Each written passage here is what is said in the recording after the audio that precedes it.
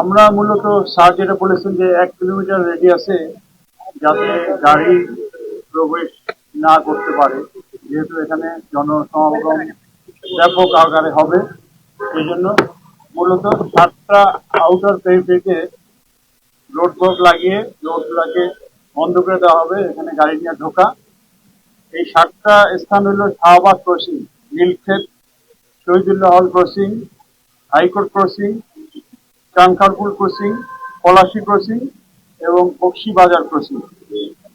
মূলত এখান দিয়ে মানুষ আসতে পারবে না একটা ছাড়া, সেটা হলো আমাদের যে চলাচলের রাস্তা, সেটা হলো পলাশী থেকে ভাস্কর্য হয়ে জগন্নাথ হল ক্রসিং হয়ে কেন্দ্রীয় শহীদ মিনারে আসতে পারবে।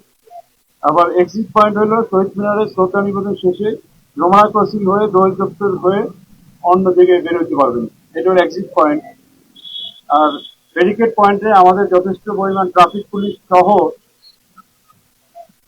অন্যান্য পুলিশ সদস্যরা থাকবেন, বিশেষ করে ক্রাইম ডিভিশনের পুলিশ সদস্যরা থাকবেন। ব্যারিকেড পয়েন্ট যেহেতু কেউ অ্যাক্সিডেন্ট না করতে পারে, বা ব্যারিকেড পয়েন্ট দিক দিয়ে যেহেতু কেউ না আসতে পারে একমাত্র পলাশী ক্রসিং ছাড়া।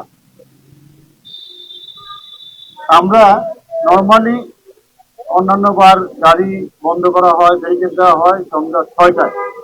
আমরা ঢাকা শহরের ট্রাফিক জ্যামের পরিস্থিতি বিবেচনা করে এটা পিছিয়ে নিয়ে সর্বশেষ 9টা বন্ধ হয়ে যাবে কনফার্ম, 8টাও বন্ধ হইতে পারে।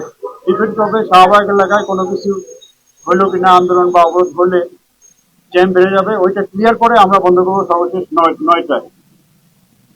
তো আমরা আশা করব মিডিয়ার মাধ্যমে এখানে ট্রাফিকের যে স্কেচ ম্যাপটা দেওয়া আছে এটা প্রচার করলে জনসাধারণ জানতে পারবে এবং সেই অনুযায়ী তারা চলাচল করতে পারবে।